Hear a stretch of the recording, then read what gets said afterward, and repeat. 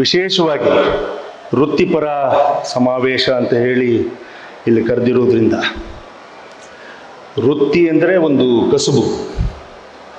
ಕಸುಬು ಅಂದರೆ ಯಾವ ಥರ ಬೇಕಾದರೂ ಕಸುಬು ಬರ್ಬೋದು. ಒಂದು skilled labour and unskilled labour, organised sector ಇದು. ಸಂಬಳಕ್ಕೆ ಬರ್ತಿರ್ತಕ್ಕಂಥವನೇನಿದ್ದಾನೆ ಅವನು ವೃತ್ತಿ ಅಂತ ಹೇಳ್ಬಿಟ್ಟು ಸರ್ವೇ ಸಾಮಾನ್ಯವಾಗಿ ನಾವು ತಿಳಿತೀವಿ.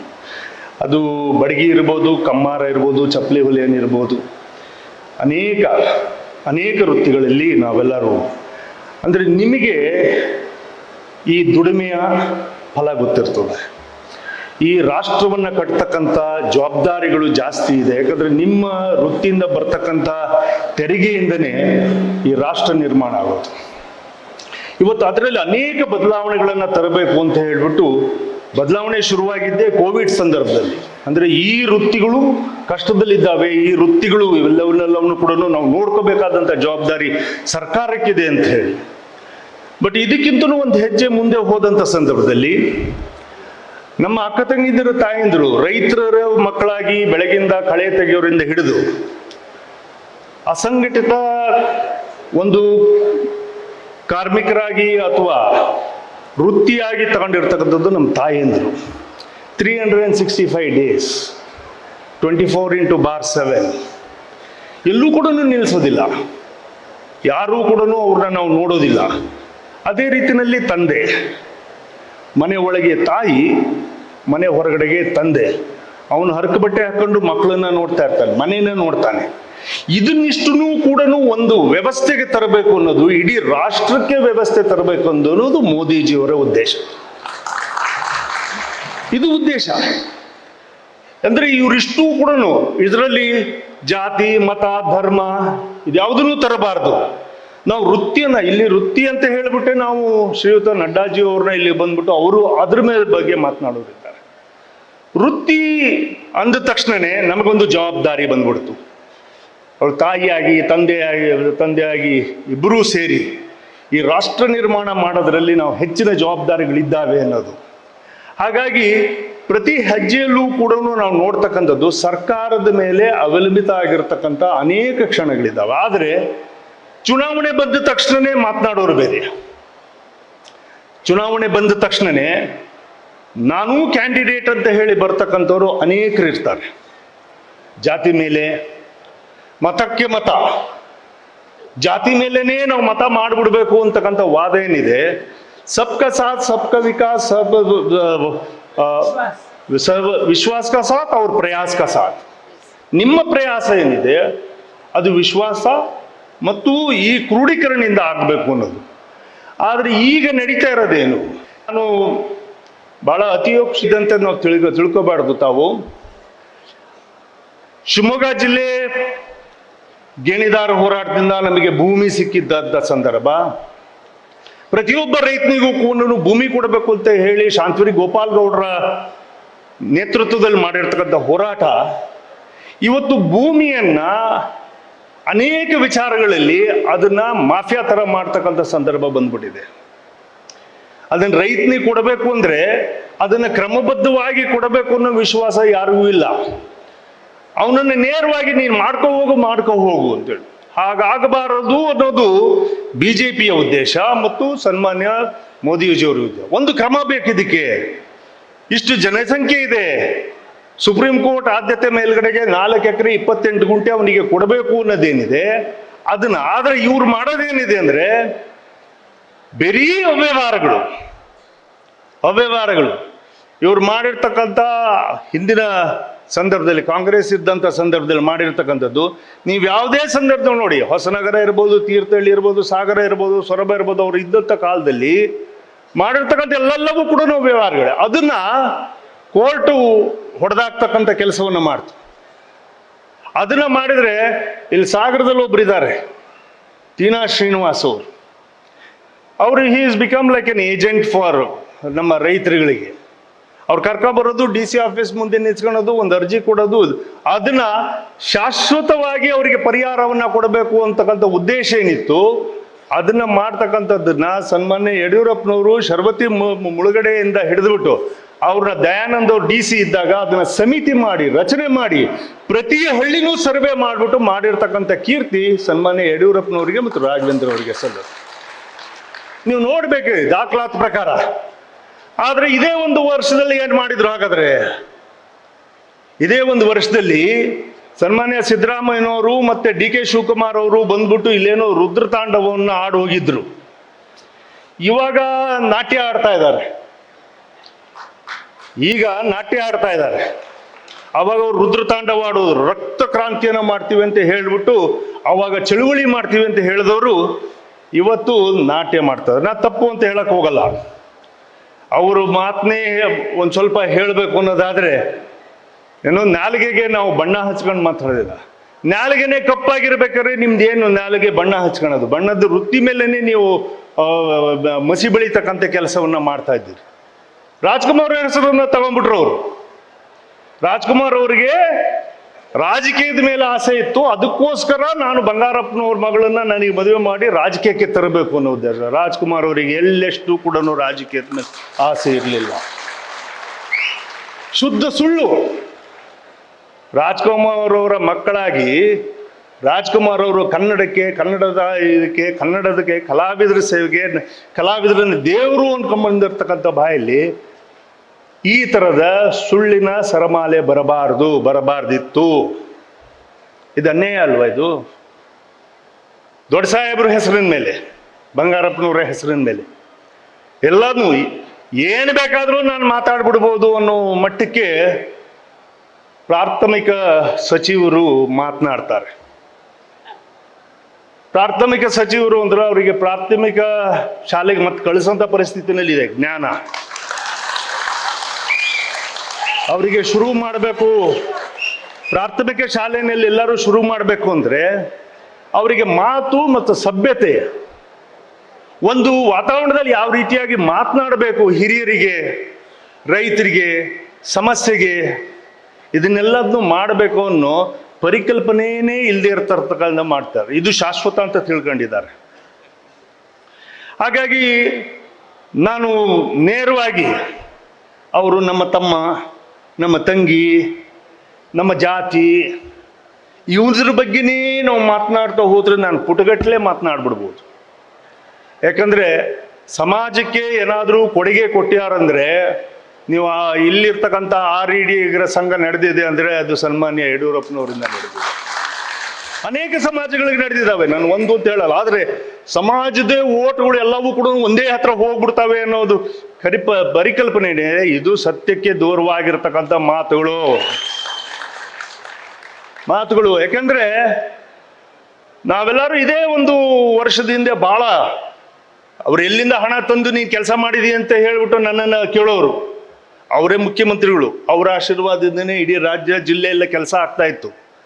ಆದ್ರೂ ಕೂಡ ನನಗೆ ಹೇಳೋರು, ಅವರು ಸೈನ್ ಹಾಕಿದ್ದೇ ಎಲ್ಲ ಸೊರಬ ಅಂತ ನೋಡಿದ ತಕ್ಷಣನೇ ಸೈನ್ ಹಾಕೊಟ್ಬಿಡೋರು. ನೀರಾವರಿ ಯೋಜನೆಗಳು, ಬ್ರಿಡ್ಜ್ಗಳು, ರಸ್ತೆಗಳು. ರಾಘವೇಂದ್ರ ಅವರು ಅಷ್ಟೇ, ನಾವು ಕೇಳದೇ ಇದ್ರೂ ಕೂಡ MP ಅವರು ನೇರವಾಗಿ ಸೊರಬ ತಾಲೂಕು ನಂಜುಂಡಪ್ಪ ವರದಿನಲ್ಲಿ ಹಿಂದಿದೆ, ಒಬ್ಬ ಮುಖ್ಯಮಂತ್ರಿ ಕೊಟ್ಟಿರ್ತಕ್ಕಂಥ ತಾಲೂಕು.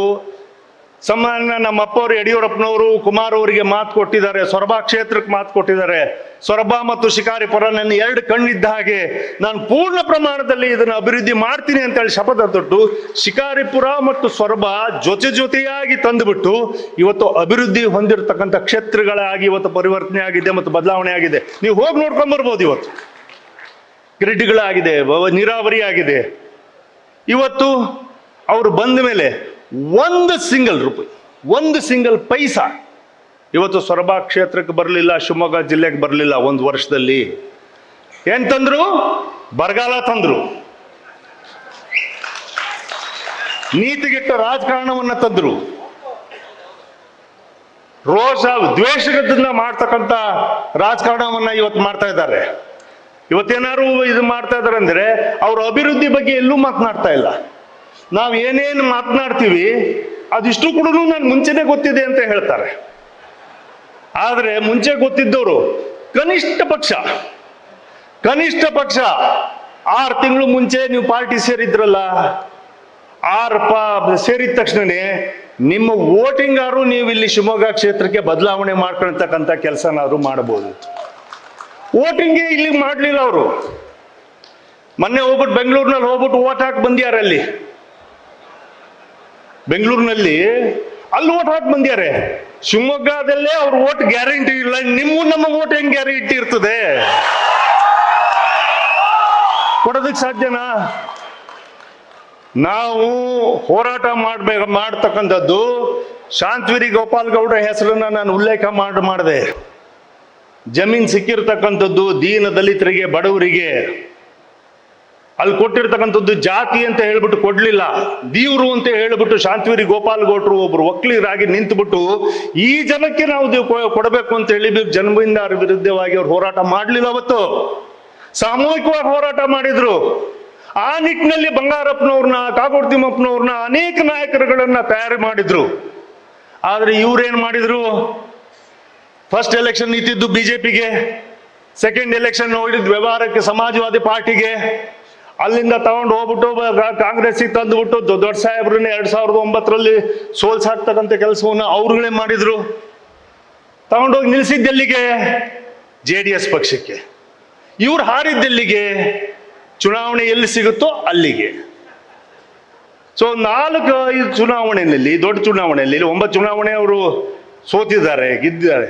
ಆದ್ರೆ ಅಂತಿಮವಾಗಿ ದೊಡ್ಡ ಸಾಹೇಬ್ರನ್ನ ನಿಲ್ಸಿದ್ದೆಲ್ಲಿ? ಅತಂತ್ರವಾಗಿ.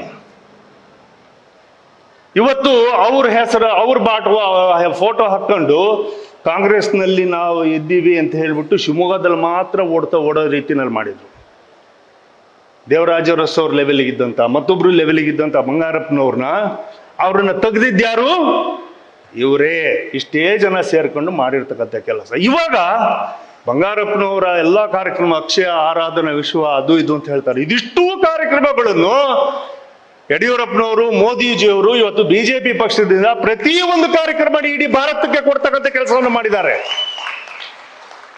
ಮಾಡ್ತಾ ಇದ್ದಾರೆ. ದಯಮಾಡಿ ನಾನು ತಮ್ಮಲ್ಲೆಲ್ಲರಿಗೂ ಕೂಡ ವಿನಂತಿ ಮಾಡ್ಕೊಳ್ತೀನಿ, ಯಾವುದೇ ಕಾರಣಕ್ಕೂ ಕೂಡ ನಮ್ಮ ಚುನಾವಣೆಗಳ ಏರುಪೇರುಗಳು ಏನಿದ್ದಾವೆ ಇವೆಲ್ಲವೂ ಕೂಡ ಯಾವುದೋ ಒಂದು ಓಲೈಕೆ, 5 ಗ್ಯಾರಂಟಿ ಮೇಲೆ ಆಗಿರ್ತಕ್ಕಂಥ ಓಲೈಕೆಯಿಂದ ಒಂದು ಸ್ವಲ್ಪ ಜಾರಿದ್ದೀವಿ. ಆದರೆ ಅಭಿವೃದ್ಧಿನ ನೀವು ಶಿವಮೊಗ್ಗ ಜಿಲ್ಲೆಯಲ್ಲಿ ಅಥವಾ ಇಡೀ ನಮ್ಮ 8 ಕ್ಷೇತ್ರದಲ್ಲಿ ಜಾರಿಸಬಾರ್ದು. ಇದು ನಡಿಲೇಬೇಕು ಅಂತ ಇದ್ರೆ MP ಅವರು ರಾಘವೇಂದ್ರ ಅವ್ರನ್ನ ನೀವು ಗೆಲ್ಲಿಸ್ಕೊಟ್ರೆ ಮಾತ್ರ ಅದು ಮುಂದುವರಿಯೋದಕ್ಕೆ ಸಾಧ್ಯ ಆಗುತ್ತೆ. ಇಲ್ಲ ಅಂದ್ರೆ ಇವಾಗ ಬರಗಾಲ ಬಂದಿರತಕ್ಕಂಥದ್ದು 1 ವರ್ಷಕ್ಕೆ ಏನಾದರೂ ನಾವು ಗ್ಯಾರಂಟಿಗಳ ಮೇಲೆ, ಅದ್ರ ಮೇಲೆ ಇದಕ್ಕಿಂತಲೂ ಹೆಚ್ಚು ವಿಶ್ವಾಸವನ್ನ ಮೋದಿಜಿಯವರು ಇಡೀ ರಾಷ್ಟ್ರಕ್ಕೆ ಕೊಟ್ಟಿದ್ದಾರೆ.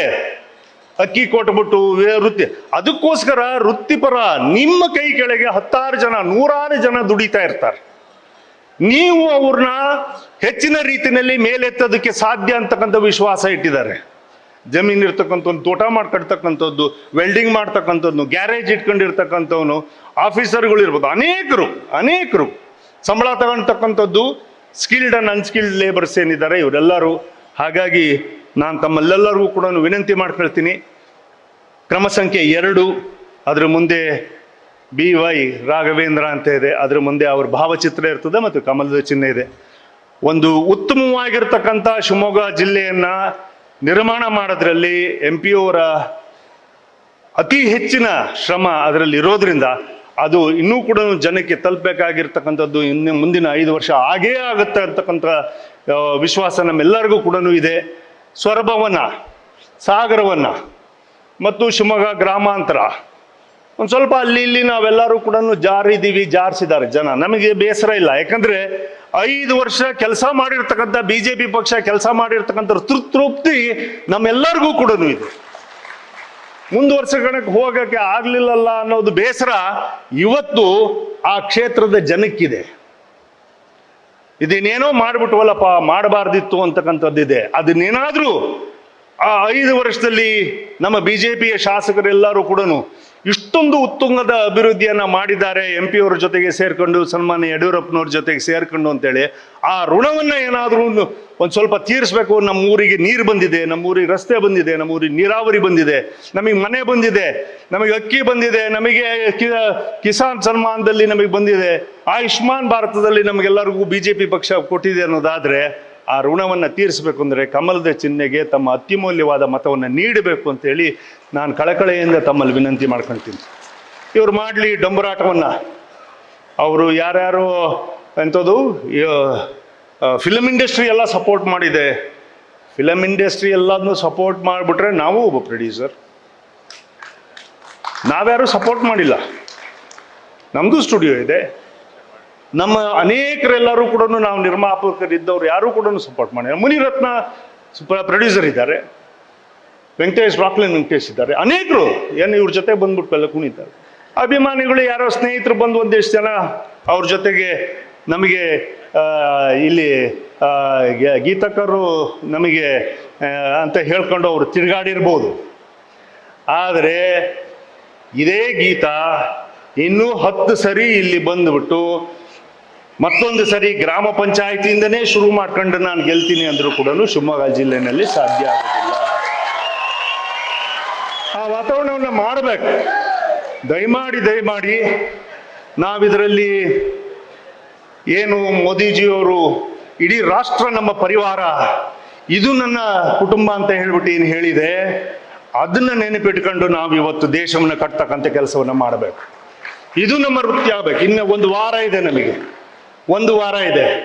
ಈ ದ್ವೇಷದ ರಾಜಕಾರಣವನ್ನು ಬಿಟ್ಟು ಪ್ರೀತಿ ವಿಶ್ವಾಸದಿಂದ ನಮ್ಮ ಕುಟುಂಬ ಇದು, ನಮ್ಮ ವಸುದೈವ ಕುಟುಂಬ ಇದು, ಇದನ್ನ ನಾವು ತಗೊಂಡು ಹೋಗ್ತಕ್ಕಂಥ ಕೆಲಸವನ್ನ ಮಾಡಬೇಕು ಅನ್ನೋದ್ರಲ್ಲಿ ನಮ್ಮೆಲ್ಲರ ಮುಂದಾಳತ್ವ ಇರಬೇಕು ಅಂತಕ್ಕಂತೇಳಿ ತಮ್ಮೆಲ್ಲರೂ ಕೂಡ ವಿನಂತಿ ಮಾಡಿಕೊಂಡು, ಯಾವ ಶ್ರೀಯುತ ರಾಘವೇಂದ್ರ ಅವರು ಇವತ್ತು ತಮ್ಮ ಮುಂದೆ ಇಲ್ಲೆಲ್ಲರಿಗೂ ಮತ್ತು ಮಧ್ಯದಲ್ಲಿ ಒಬ್ರು ಯಾರೋ ಅಕ್ಕಪಕ್ಕ ಒಂದಿಷ್ಟು ಎಂಥದ್ದು ಮೈಕ್ ಹಚ್ಚಿ ಆಟೋ ರಿಕ್ಷಾ ಬಿಟ್ಟಿದ್ದಾರೆ. ಅದ್ರ ಬಗ್ಗೆ ನಾವು ಮಾತನಾಡೋದು ಬೇಡ. ಯಾಕಂದ್ರೆ ನಮ್ಮೆಲ್ಲರಿಗೂ ಗೊತ್ತಿದೆ ಯಾರ್ಯಾರು ಆ ಚೌಕಟ್ಟಲ್ಲಿ ಇದ್ದೀರಿ. ಮುಂಚೆ ಒಬ್ರು ಕೂಡ ಆ ಚೌಕಟ್ಟಿಂದ ನಾವು ಯಾರು ಹೊರಗಡೆ ಹೋಗಲಿಲ್ಲ. ಒಬ್ರು ಕೂಡ ಆ ಚೌಕಟ್ಟಿಂದ ನಾವು ಯಾರು ಕೂಡ ಹೊರಗಡೆ ಹೋಗಿಲ್ಲ, ಹೋಗೋದು ಇಲ್ಲ. ಹಾಗಾಗಿ ಅವರ ಹಿರಿತನಕ್ಕೆ ಇವತ್ತಿಗೂ ಕೂಡ ಪಕ್ಷ ಅದಕ್ಕೆ ಗೌರವ ಕೊಡ್ತಕ್ಕಂಥ ಕೆಲಸ ಮಾಡಿಬಿಟ್ಟು ಯಾವುದೇ ಕ್ಷಣಕ್ಕಾದ್ರೂ ನೀವು ಇದಕ್ಕೆ ಮಾಡಿ ಅಂತ ಹೇಳ್ತಾ ಇದ್ದಾರೆ. ಅದು ಅವ್ರ ಇಚ್ಛೆ, ಅದು ಅವ್ರಿಗೆ ಇದು. ಹಾಗಾಗಿ ಅದರ ಬಗ್ಗೆ ನಾನು ಹೆಚ್ಚಿಗೆ ಮಾತನಾಡೋದಕ್ಕೆ ಹೋಗೋದಿಲ್ಲ. ಆದರೆ ಕಾಂಗ್ರೆಸ್ ನ್ಯಾಷನಲೈಸ್ ಪಾರ್ಟಿ, ನ್ಯಾಷನಲೈಸ್ ಅಲ್ಲ, ನ್ಯಾಷನಲೈಸ್ ಅಂದ್ರೂ ತೊಂದರೆ ಇಲ್ಲ. ಒಂದು ರೀತಿ ನ್ಯಾಷನಲೈಸೇಷನ್ ಈಸ್ ಆಲ್ಸೋ, ಅದನ್ನು ಸ್ವಲ್ಪ ನ್ಯಾಷನಲೈಸ್ ಮಾಡಬೇಕಾಗತ್ತೆ ಅದನ್ನು. ಯಾಕೆ ನ್ಯಾಷನಲೈಸ್ ಮಾಡಿದರೆ ಒಂದು ಸ್ವಲ್ಪ ಏನಾದರೂ ಈ ಹರಕು ಪರ್ಕು ಸೇರ್ಕೊಂಬಿಟ್ಟು ಇಂಡಿ ಅಂತ ಏನು ಮಾಡಿದ್ದಾರೆ ಅದೊಂದು ಸ್ವಲ್ಪ ಕ್ರೋಢೀಕರಣ ಆಗಬಹುದು ನ್ಯಾಷನಲೈಸ್ ಮಾಡಿದರೆ. ಇಲ್ಲ ಅಂದರೆ ಅದು it is an other regional party ಥರನೇ ಇರೋದು ಅದು. It is not an consolidated party. ಅದು ಡೆಮೊಕ್ರೆಟಿಕ್ ಸಿಸ್ಟಮ್ನಲ್ಲಿ ಇಲ್ಲ ಅದು ಈಗಾಗಲೇ. ಹಾಗಾಗಿ ಅದನ್ನು ಹೆಚ್ಚಿಗೆ ಅದ್ರ ಬಗ್ಗೆ ಮಾತನಾಡಿದೆ. ದಯಮಾಡಿ ತಾವೆಲ್ಲರೂ ಶಿವಮೊಗ್ಗದ ಅಭಿವೃದ್ಧಿಗೆ, ಶಿವಮೊಗ್ಗದ ಮುಂದಕ್ಕೆ ನಾವೆಲ್ಲರೂ ಈ ಪಾರ್ಲಿಮೆಂಟ್ ಚುನಾವಣೆ ಆದ ತಕ್ಷಣವೇ ರಾಜ್ಯದ ರಾಜಕಾರಣದಲ್ಲೂ ಕೂಡ ಅಲ್ಲೋಲ ಕಲ್ಲೋಲ ಆಗೋದು ಭಾಳ ದೂರ ಇಲ್ಲ. ಅವ್ರು 100ಕ್ಕೆ 100 ಸನ್ಮಾನ್ಯ ಯಡಿಯೂರಪ್ಪನವರು ಹೇಳಿದ ಹಾಗೆ 28ಕ್ಕೂ 28 ನಾವು ಗೆಲ್ತೀವಿ ಅಂತಕ್ಕಂಥ ಪ್ರಸಂಗಗಳನ್ನು ಇಟ್ಕೊಂಡು ಹೋಗ್ತಕ್ಕಂಥ ಕೆಲಸವನ್ನು ನಾವು ಮಾಡೋಣ. ಯಾರು ಈ ಥರದ ದ್ವೇಷದ ರಾಜಕಾರಣ ಮತ್ತು ಅಧಿಕಾರ ಇದೆ ಅಂತೇಳಿ ಅಹಂಕಾರದ ರಾಜಕಾರಣವನ್ನು ಮಾಡ್ತಾ ಇದ್ದಾರೆ, ಆ ಅಹಂಕಾರಕ್ಕೆ ಸರಿಯಾದಂಥ ಮದ್ದನ್ನು ಕೊಡಬೇಕು ಅಂದರೆ ಅದು ಕಮಲದ ಚಿಹ್ನೆಗೆ ನಮ್ಮ ಹೆಬ್ಬೆಟ್ಟನ್ನು ಒತ್ತಾಗ ಅಹಂಕಾರ ಇಳಿತದೆ. ತಮ್ಮ ನೆಲೆಯನ್ನು ನಾನು ಅಂತಕ್ಕಂಥದ್ದು ಹೋಗುತ್ತೆ. ನಾವು ಅಂತಕ್ಕಂಥ ಪದ BJP ಏನು ಬಳಸ್ತಾ ಬಂದಿದೆ, ಕಲಿತಕ್ಕಂಥದ್ದು ಪ್ರಾಥಮಿಕ ಶಾಲೆಯಲ್ಲಿ ಮೊದಲನೇ ಪಾಠವನ್ನು ಅವ್ರಿಗೆ ಹೇಳ್ಕೊಡ್ತಕ್ಕಂಥ ಕೆಲಸ ಶುರು ಮಾಡಬೇಕಾಗತ್ತೆ ಅಂತಕ್ಕಂಥ ಮಾತಿನೊಂದಿಗೆ ತಮ್ಮೆಲ್ಲರಿಗೂ ಈ ಅವಕಾಶ ಕೊಟ್ಟಿರ್ತಕ್ಕಂಥದ್ದಕ್ಕೆ, ವೇದಿಕೆ ಮೇಲೆ ಕುಳಿತಿರ್ತಕ್ಕಂಥ ತಮ್ಮೆಲ್ಲರಿಗೂ ವಂದಿಸಿ, ಮತ್ತು ಇದ್ರ ಜೊತೆಗೆ ನಮ್ಮ JDS ಪಕ್ಷ ಭಾಳ ನಾವೆಲ್ಲರೂ ಅನೇಕ ಕಾರಣದಿಂದ ಅವ್ರು ಅಲ್ಲೇ ಸೈಕಲ್ ಹೊಡೆದು ಬಂದವರು, ಅಲ್ಲೆಲ್ಲ ಅದನ್ನು ಪುರನಾಯಕರಿಗೂ ಚೆನ್ನಾಗಿ ಗೊತ್ತಿದೆ, ಅದಕ್ಕಿಂತ ಜಾಸ್ತಿ ಕುಮಾರಸ್ವಾಮಿ ಅವರಿಗೆ ಚೆನ್ನಾಗಿ ಗೊತ್ತಿತ್ತು, ನಿನ್ನೆ ಎಲ್ಲ ಅವರು ಮಾತಾಡಿರ್ಬೋದು. ಹಾಗಾಗಿ ಅದನ್ನು ಮುಳುಗಿಸ್ಬಂದ್ರೆ, ಸಮಾಜವಾದ ಮುಳುಗಿಸ್ಬಂದ್ಯಾರೆ. ಬಿ ಜೆ ಪಿನಲ್ಲಿ ಅವತ್ತು ಇದು ಮಾಡಿದ್ರು, ಅವತ್ತು ನಡೆದಿಲ್ಲ. ಈಗ ಕಾಂಗ್ರೆಸ್ಸನ್ನು ಮುಗಿಸ್ತಾರೆ ಅನ್ನೋದು ಗ್ಯಾರಂಟಿ ಆಗಿತ್ತು, ಕಾಂಗ್ರೆಸ್ಸನ್ನು ಮುಗಿಸ್ತಾರೆ ಅಂತೇಳಿ. ಹಾಗಾಗಿ ಶಿವಮೊಗ್ಗ 100ಕ್ಕೆ 100 ನಾವು ಬಿ ಜೆ ಪಿ ಗೆದ್ದೇ ಗೆಲ್ತೀವಿ. 400 ಪಾರ್ ಅಲ್ಲಿ ಶಿವಮೊಗ್ಗದ 1 ನಂಬರ್ ಅಗ್ರಮಾನ್ಯ ಸ್ಥಾನ ಅದರಲ್ಲಿ ಇದ್ದೇ ಇರ್ತದೆ. ರಾಘವೇಂದ್ರ ಅವರು MP ಅವರು ಹಾಗೇ ಆಗ್ತಾರೆ ಅಂತಕ್ಕಂಥ ಮಾತಿನೊಂದಿಗೆ ತಮ್ಮೆಲ್ಲರಿಗೂ ಒಂದ್ಸಿ ನನ್ನ ಮಾತಿಗೆ ವಿರಾಮವನ್ನು ಹೇಳ್ತೀನಿ. ಜೈ ಹಿಂದ್, ಜೈ ಕರ್ನಾಟಕ. ನ್ಯೂಸ್ ಫಸ್ಟ್ ನಿರ್ಭೀತಿಯಿಂದ ನಿಮ್ಮ ಪರವಾಗಿ.